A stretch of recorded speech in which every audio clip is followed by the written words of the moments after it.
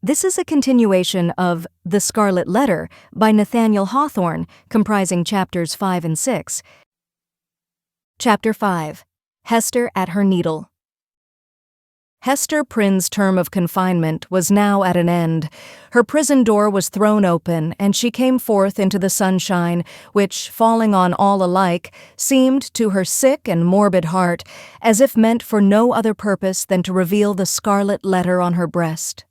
Perhaps there was a more real torture in her first unattended footsteps from the threshold of the prison than even in the procession and spectacle that have been described, where she was made the common infamy at which all mankind was summoned to point its finger. Then she was supported by an unnatural tension of the nerves and by all the combative energy of her character, which enabled her to convert the scene into a kind of lurid triumph. It was, moreover, a separate and insulated event, to occur but once in her lifetime, and to meet which, therefore, reckless of economy, she might call up the vital strength that would have sufficed for many quiet years. The very law that condemned her, a giant of stern features but with vigor to support, as well as to annihilate in his iron arm, had held her up through the terrible ordeal of her ignominy. But now, with this unattended walk from her prison door, began the daily custom, and she must either sustain and carry it forward by the ordinary resources of her nature, or sink beneath it. She could no longer borrow from the future to help her through the present grief. Tomorrow would bring its own trial with it, so would the next day, and so would the next, each its own trial, and yet the very same that was now so unutterably grievous to be borne. The days of the far-off future would toil onward, still with the same burden for her to take up, and bear along with her, but never to fling down, for the accumulating days and added years would pile up their misery upon the heap of shame. Throughout them all, giving up her individuality, she would become the general symbol at which the preacher and moralist might point, and in which they might vivify and embody their images of woman's frailty and sinful passion. Thus the young and pure would be taught to look at her, with the scarlet letter flaming on her breast, at her, the child of honorable parents, at her, the mother of a babe that would hereafter be a woman, at her, who had once been innocent, as the figure, the body, the reality of sin, and over her grave, the infamy that she must carry thither would be her only monument. It may seem marvelous that with the world before her, kept by no restrictive clause of her condemnation within the limits of the Puritan settlement, so remote and so obscure, free to return to her birthplace or to any other European land, and there hide her character and identity under a new exterior, as completely as if emerging into another state of being, and having also the passes of the dark, inscrutable forest open to her, where the wildness of her nature might assimilate itself with a people whose customs and life were alien from the law that had condemned her. It may seem marvelous that this woman should still call that place her home, where, and where only, she must needs be the type of shame. But there is a fatality, a feeling so irresistible and inevitable that it has the force of doom, which almost invariably compels human beings to linger around and haunt, ghost-like, the spot where some great and marked event has given the color to their lifetime, and still the more irresistibly, the darker the tinge that saddens it. Her sin, her ignominy, were the roots which she had struck into the soil. It was as if a new birth, with stronger assimilations than the first, had converted the forest land, still so uncongenial to every other pilgrim and wanderer, into Hester Prynne's wild and dreary, but lifelong home. All other scenes of earth, even that village of rural England, where happy infancy and stainless maidenhood seemed yet to be in her mother's keeping, like garments put off long ago, were foreign to her, in comparison. The chain that bound her here was of iron links, and galling to her inmost soul, but could never be broken. It might be, too, doubtless it was so, although she hid the secret from herself and grew pale whenever it struggled out of her heart, like a serpent from its hole. It might be that another feeling kept her within the scene and pathway that had been so fatal, There dwelt, there trode the feet of one with whom she deemed herself connected in a union that, unrecognized on earth, would bring them together before the bar of final judgment, and make that their marriage altar for a joint futurity of endless retribution. Over and over again, the tempter of souls had thrust this idea upon Hester's contemplation and laughed at the passionate and desperate joy with which she seized, and then strove to cast it from her. She barely looked the idea in the face and hastened to bar it in its dungeon. What she compelled herself to believe, what finally she reasoned upon as her motive for continuing a resident of New England, was half a truth and half a self-delusion. Here, she said to herself, had been the scene of her guilt, and here should be the scene of her earthly punishment, and so, perchance, the torture of her daily shame would at length purge her soul and work out another purity than that which she had lost, more saint-like because the result of martyrdom. Hester Prynne, therefore, did not flee. On the outskirts of the town, within the verge of the peninsula, but not in close vicinity to any other habitation, there was a small thatched cottage. It had been built by an earlier settler and abandoned because the soil about it was too sterile for cultivation, while its comparative remoteness put it out of the sphere of that social activity which already marked the habits of the emigrants. It stood on the shore, looking across a basin of the sea at the forest-covered hills towards the west. A clump of scrubby trees, such as alone grew on the peninsula, did not so much conceal the cottage from view, as seemed to denote that here was some object which would fain have been, or at least ought to be, concealed. In this little lonesome dwelling, with some slender means that she possessed, and by the license of the magistrates, who still kept an inquisitorial watch over her, Hester established herself with her infant child. A mystic shadow of suspicion immediately attached itself to the spot. Children, too young to comprehend wherefore this woman should be shut out from the sphere of human charities, would creep nigh enough to behold her plying her needle at the cottage window, or standing in the doorway, or laboring in her little garden, or coming forth along the pathway that led townward, and discerning the scarlet letter on her breast, would scamper off with a strange, contagious fear. Lonely, as was Hester's situation, and without a friend on earth who dared to show himself, she, however, incurred no risk of want. She possessed an art that sufficed, even in a land that afforded comparatively little scope for its exercise, to supply food for her thriving infant and herself. It was the art, then as now almost the only one within a woman's grasp, of needlework. She bore on her breast, in the curiously embroidered letter, a specimen of her delicate and imaginative skill, of which the dames of a court might gladly have availed themselves, to add the richer and more spiritual adornment of human ingenuity to their fabrics of silk and gold. Here, indeed, in the sable simplicity that generally characterized the puritanic modes of dress, there might be an infrequent call for the finer productions of her handiwork, yet the taste of the age, demanding whatever was elaborate in compositions of this kind, did not fail to extend its influence over our stern progenitors, who had cast behind them so many fashions which it might seem harder to dispense with.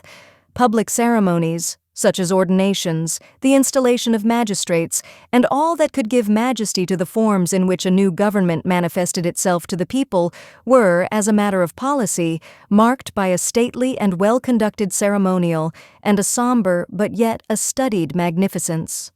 Deep ruffs, painfully wrought bands, and gorgeously embroidered gloves were all deemed necessary to the official state of men assuming the reins of power, and were readily allowed to individuals dignified by rank or wealth, even while sumptuary laws forbade these and similar extravagances to the plebeian order.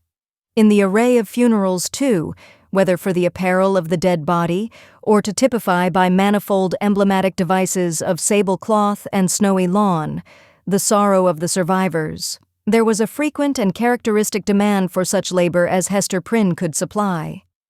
Baby linen, for babies then wore robes of state, afforded still another possibility of toil and emolument. By degrees, nor very slowly, her handiwork became what would now be termed the fashion, whether from commiseration for a woman of so miserable a destiny, or from the morbid curiosity that gives a fictitious value even to common or worthless things, or by whatever other intangible circumstance was then, as now, sufficient to bestow on some persons what others might seek in vain, or because Hester really filled a gap which must otherwise have remained vacant. It is certain that she had ready and fairly requited employment for as many hours as she saw fit to occupy with her needle. Vanity, it may be, chose to mortify itself by putting on for ceremonials of pomp and state the garments that had been wrought by her sinful hands. Her needlework was seen on the ruff of the governor. Military men wore it on their scarfs, and the minister on his band. It decked the baby's little cap. It was shut up to be mildewed and moulder away in the coffins of the dead. But it is not recorded that, in a single instance, her skill was called in aid to embroider the white veil which was to cover the pure blushes of a bride. The exception indicated the ever-relentless rigor with which society frowned upon her sin. Hester sought not to acquire anything beyond a subsistence of the plainest and most ascetic description for herself and a simple abundance for her child. Her own dress was of the coarsest materials and the most somber hue, with only that one ornament, the scarlet letter, which it was her doom to wear. The child's attire, on the other hand, was distinguished by a fanciful, or we might rather say, a fantastic ingenuity, which served indeed to heighten the airy charm that early began to develop itself in the little girl, but which appeared to have also a deeper meaning. We may speak further of it hereafter. Except for that small expenditure in the decoration of her infant, Hester bestowed all her superfluous means in charity on wretches less miserable than herself, and who not unfrequently insulted the hand that fed them. Much of the time, which she might readily have applied to the better efforts of her art, she employed in making coarse garments for the poor. It is probable that there was an idea of penance in this mode of occupation, and that she offered up a real sacrifice of enjoyment in devoting so many hours to such rude handiwork. She had in her nature a rich, voluptuous Oriental characteristic, a taste for the gorgeously beautiful, which, save in the exquisite productions of her needle, found nothing else in all the possibilities of her life to exercise itself upon. Women derive a pleasure incomprehensible to the other sex from the delicate toil of the needle. To Hester Prynne it might have been a mode of expressing, and therefore soothing, the passion of her life. Like all other joys, she rejected it as sin. This morbid meddling of conscience with an immaterial matter betokened, it is to be feared, no genuine and steadfast penitence, but something doubtful, something that might be deeply wrong, beneath. In this manner, Hester Prynne came to have a part to perform in the world. With her native energy of character and rare capacity, it could not entirely cast her off, although it had set a mark upon her, more intolerable to a woman's heart than that which branded the brow of Cain. In all her intercourse with society, however, there was nothing that made her feel as if she belonged to it.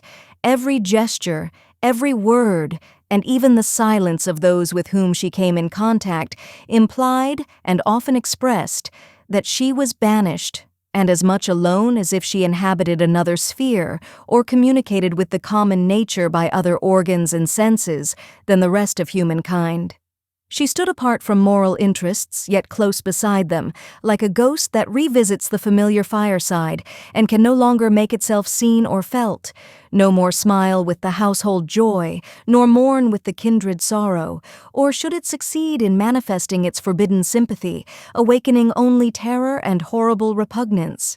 These emotions, in fact, and its bitterest scorn besides, seemed to be the sole portion that she retained in the universal heart.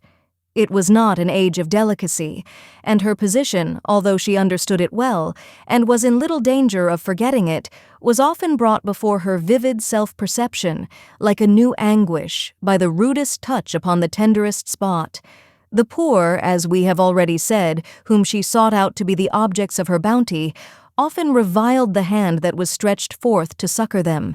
Dames of elevated rank, likewise, whose doors she entered in the way of her occupation, were accustomed to distill drops of bitterness into her heart, sometimes through that alchemy of quiet malice by which women can concoct a subtle poison from ordinary trifles, and sometimes also by a coarser expression that fell upon the sufferer's defenseless breast like a rough blow upon an ulcerated wound. Hester had schooled herself long and well. She never responded to these attacks, save by a flush of crimson that rose irrepressibly over her pale cheek and again subsided into the depths of her bosom. She was patient, a martyr indeed, but she forbore to pray for her enemies, lest, in spite of her forgiving aspirations, the words of the blessing should stubbornly twist themselves into a curse. Continually, and in 1,000 other ways, did she feel the innumerable throbs of anguish that had been so cunningly contrived for her by the undying, the ever-active sentence of the Puritan tribunal. Clergymen paused in the street to address words of exhortation that brought a crowd, with its mingled grin and frown, around the poor, sinful woman. If she entered a church, trusting to share the Sabbath smile of the universal Father, it was often her mishap to find herself the text of the discourse. She grew to have a dread of children, for they had imbibed from their parents a vague idea of something horrible in this dreary woman gliding silently through the town, with never any companion but one only child. Therefore, first allowing her to pass, they pursued her at a distance with shrill cries, and the utterance of a word that had no distinct purport to their own minds, but was none the less terrible to her, as proceeding from lips that babbled it unconsciously. It seemed to argue so wide a diffusion of her shame that all nature knew of it. It could have caused her no deeper pang, had the leaves of the trees whispered the dark story among themselves, had the summer breeze murmured about it, had the wintry blast shrieked it aloud. Another peculiar torture was felt in the gaze of a new eye.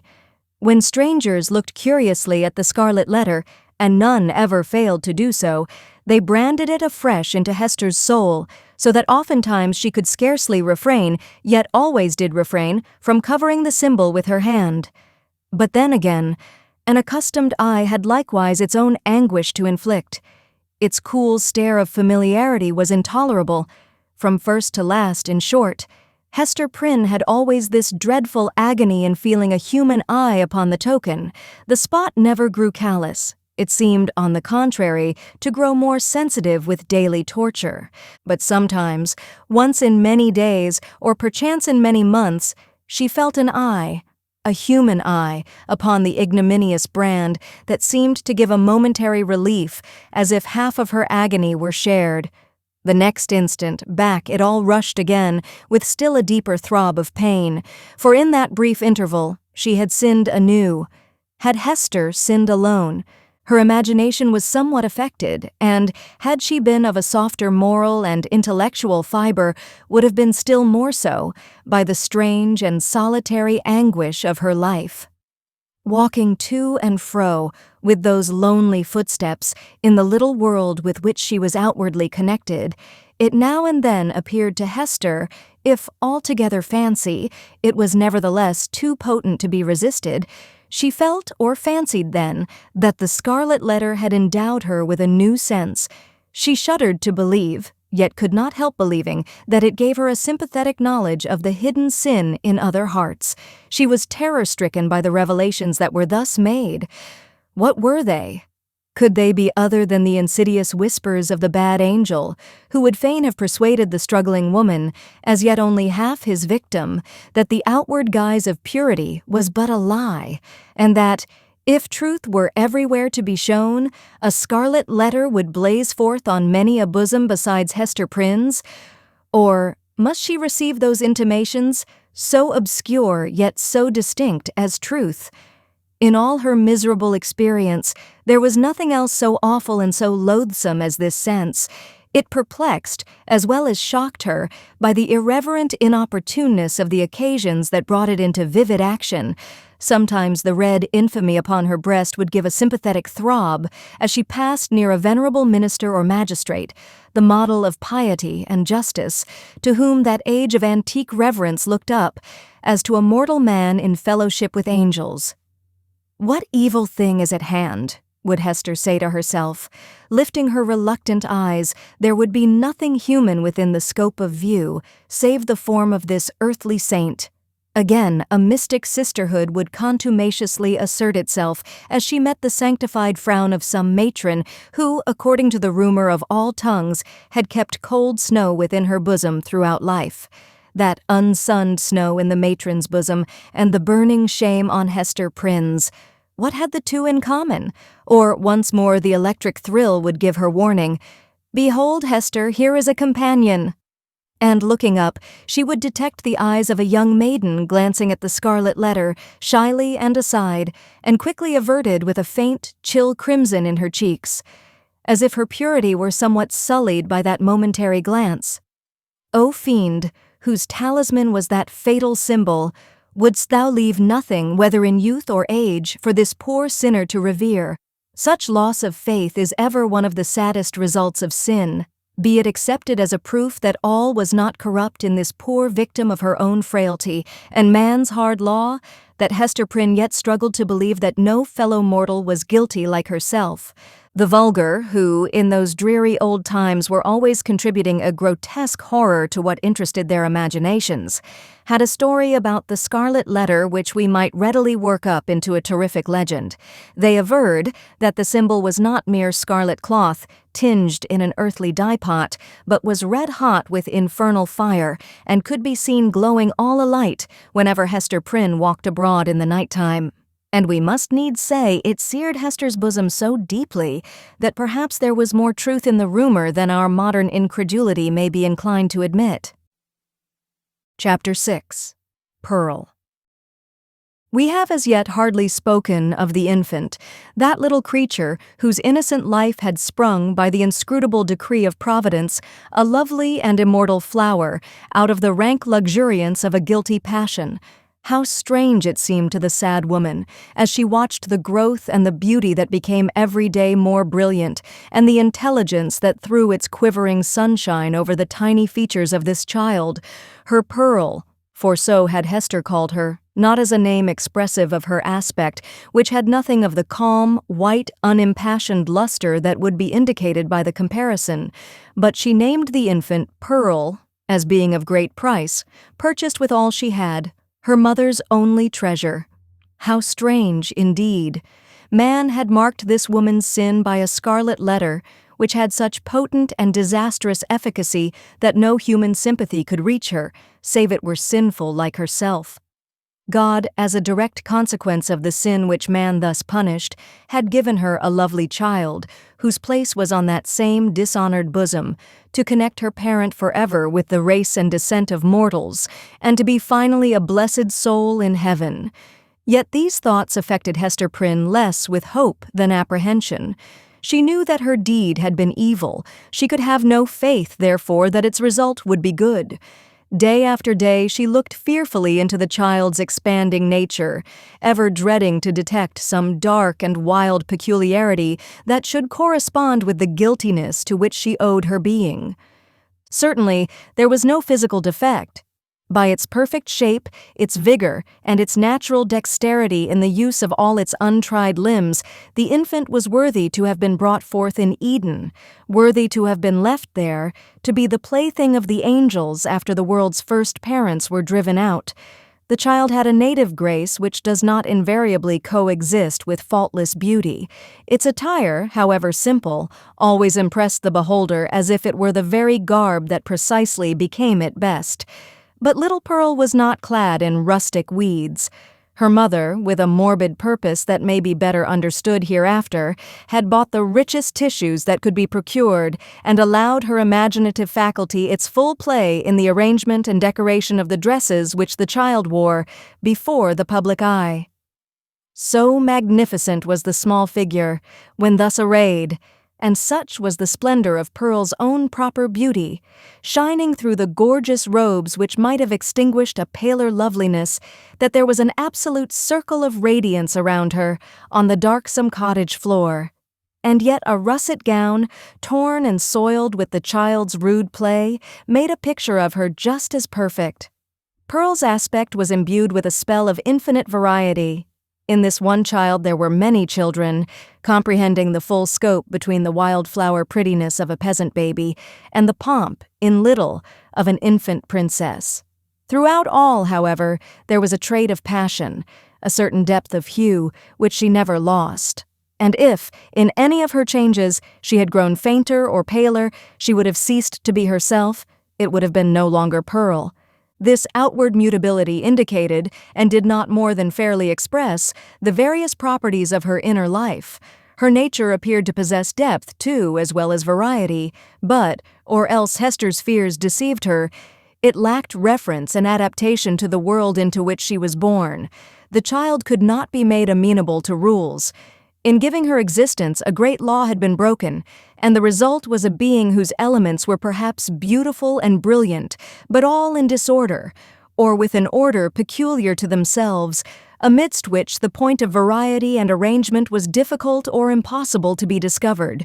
Hester could only account for the child's character, and even then most vaguely and imperfectly, by recalling what she herself had been during that momentous period, while Pearl was imbibing her soul from the spiritual world and her bodily frame from its material of earth. The mother's impassioned state had been the medium through which were transmitted to the unborn infant the rays of its moral life, and however white and clear originally, they had taken the deep stains of crimson and gold, the fiery luster, the black shadow, and the untempered light of the intervening substance. Above all, the warfare of Hester's spirit at that epoch was perpetuated in Pearl. She could recognize her wild, desperate, defiant mood, the flightiness of her temper, and even some of the very cloud shapes of gloom and despondency that had brooded in her heart. They were now illuminated by the morning radiance of a young child's disposition, but later in the day of earthly existence might be prolific of the storm and whirlwind. The discipline of the family in those days was of a far more rigid kind than now. The frown, the harsh rebuke, the frequent application of the rod, enjoined by scriptural authority, were used, not merely in the way of punishment for actual offenses, but as a wholesome regimen for the growth and promotion of all childish virtues. Hester Prynne, nevertheless, the lonely mother of this one child, ran little risk of erring on the side of undue severity. Mindful, however, of her own errors and misfortunes, she early sought to impose a tender but strict control over the infant immortality that was committed to her charge. But the task was beyond her skill.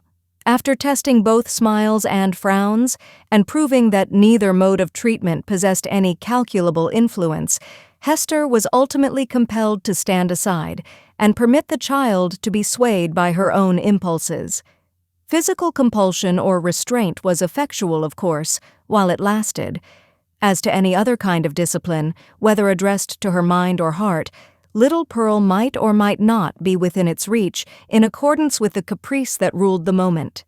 Her mother, while Pearl was yet an infant, grew acquainted with a certain peculiar look that warned her when it would be labor thrown away to insist, persuade, or plead.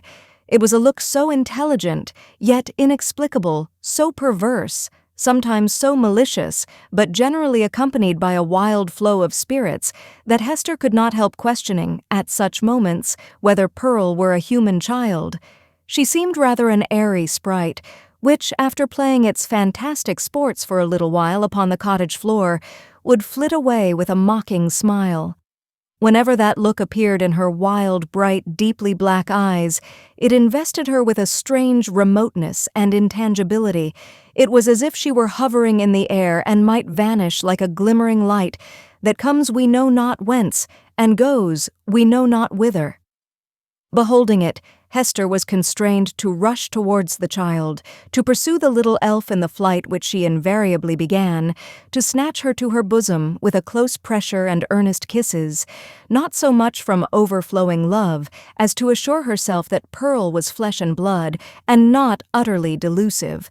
But Pearl's laugh, when she was caught, though full of merriment and music, made her mother more doubtful than before. Heart-smitten at this bewildering and baffling spell that so often came between herself and her sole treasure, whom she had bought so dear, and who was all her world, Hester sometimes burst into passionate tears. Then perhaps, for there was no foreseeing how it might affect her, Pearl would frown and clench her little fist and harden her small features into a stern, unsympathizing look of discontent. Not seldom, she would laugh anew and louder than before, like a thing incapable and unintelligent of human sorrow, or, but this more rarely happened, she would be convulsed with a rage of grief and sob out her love for her mother in broken words and seem intent on proving that she had a heart by breaking it.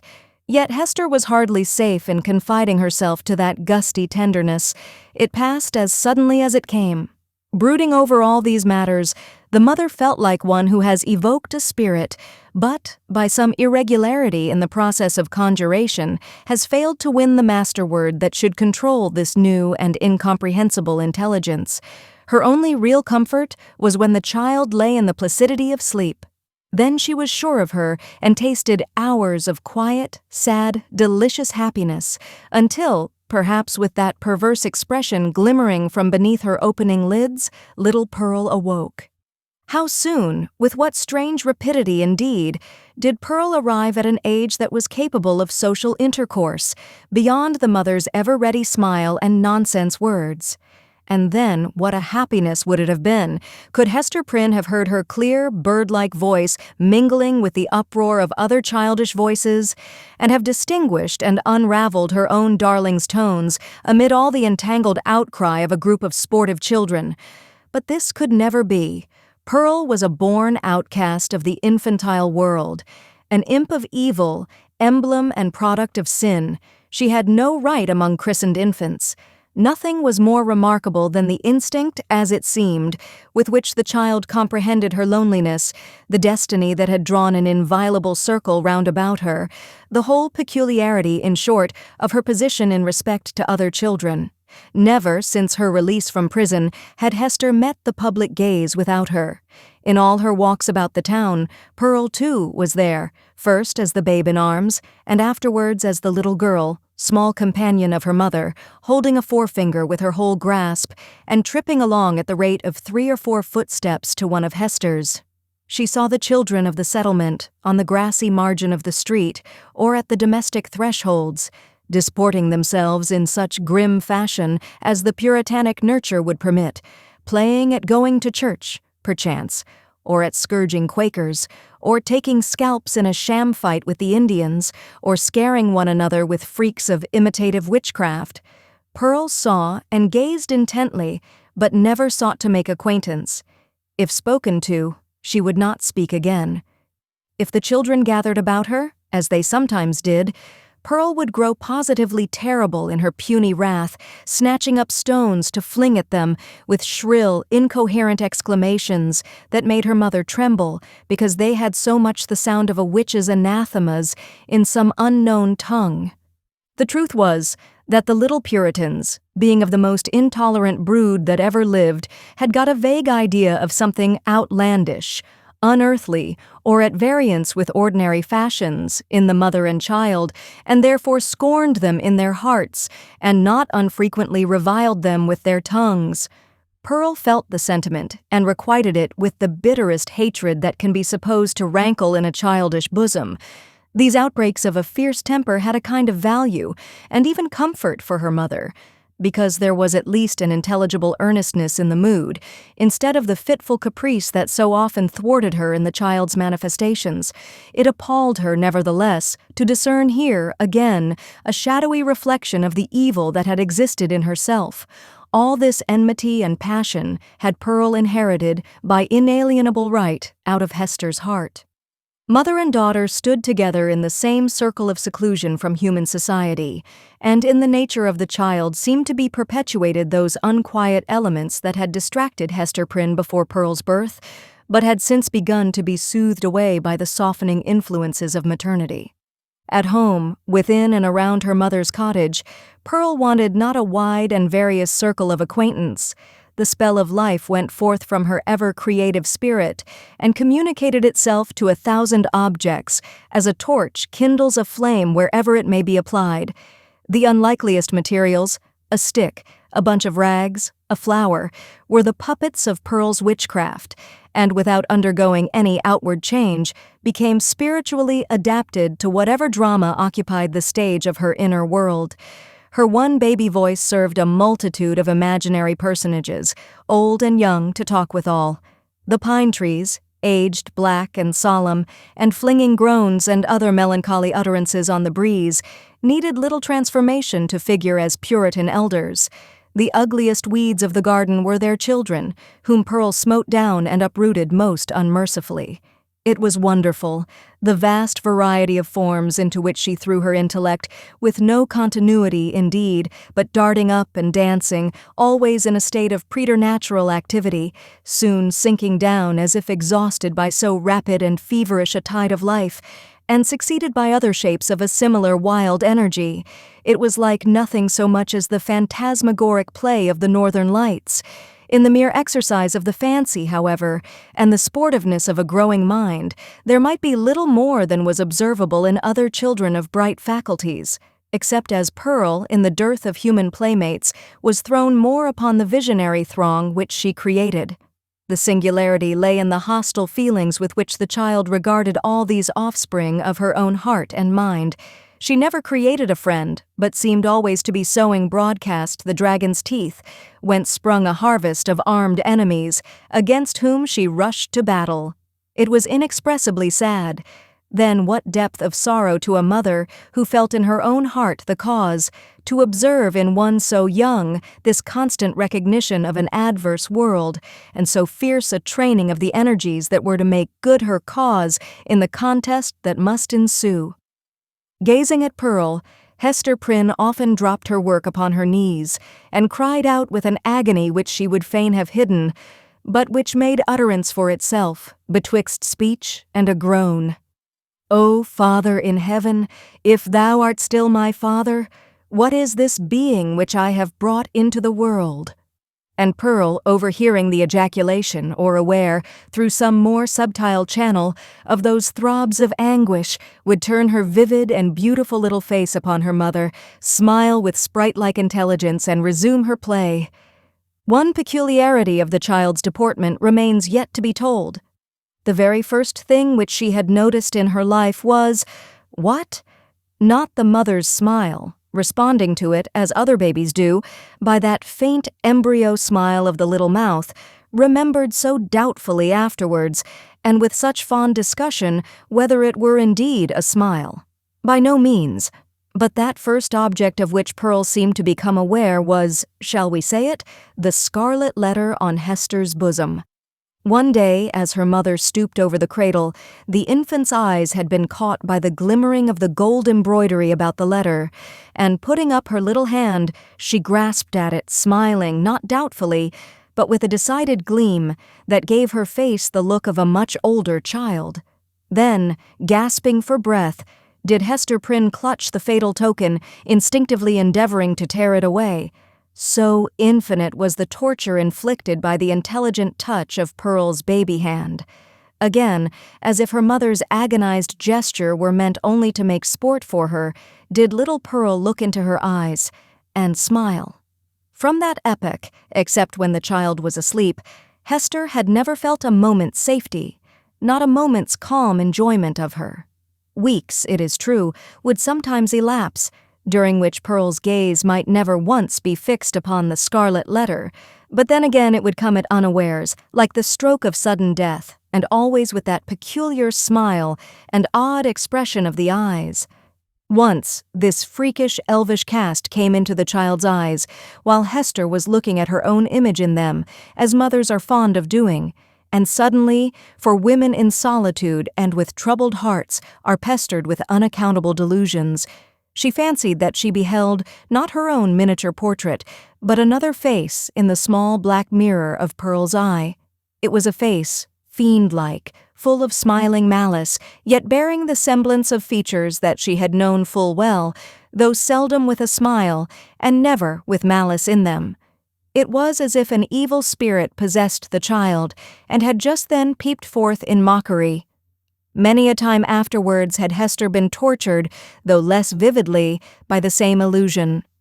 In the afternoon of a certain summer's day, after Pearl grew big enough to run about, She amused herself with gathering handfuls of wildflowers and flinging them, one by one, at her mother's bosom, dancing up and down like a little elf whenever she hit the scarlet letter.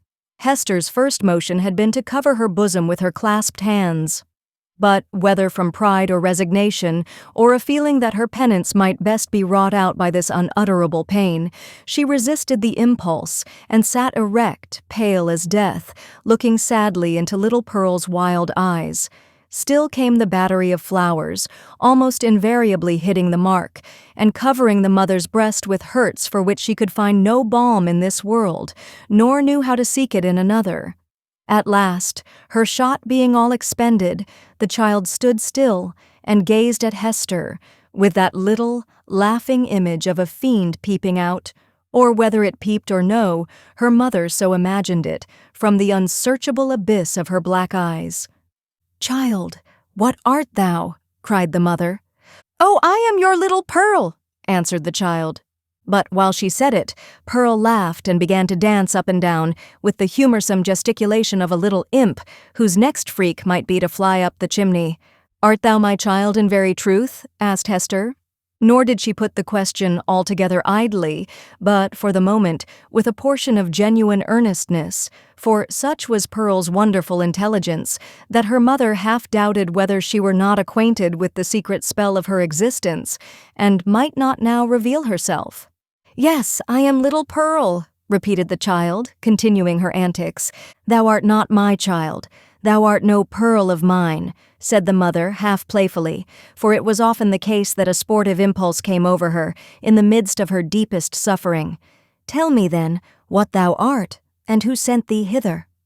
"Tell me, mother," said the child, seriously coming up to Hester and pressing herself close to her knees. "Do thou tell me." "Thy heavenly Father sent thee," answered Hester Prynne, but she said it with a hesitation that did not escape the acuteness of the child. Whether moved only by her ordinary freakishness, or because an evil spirit prompted her, she put up her small forefinger and touched the scarlet letter. "He did not send me," cried she positively. "I have no heavenly Father." "Hush, Pearl, hush! Thou must not talk so," answered the mother, suppressing a groan. "He sent us all into this world. He sent even me, thy mother. Then much more thee, or if not, thou strange and elfish child, whence didst thou come?" Tell me, repeated Pearl, no longer seriously, but laughing and capering about the floor. "It is thou that must tell me." But Hester could not resolve the query, being herself in a dismal labyrinth of doubt.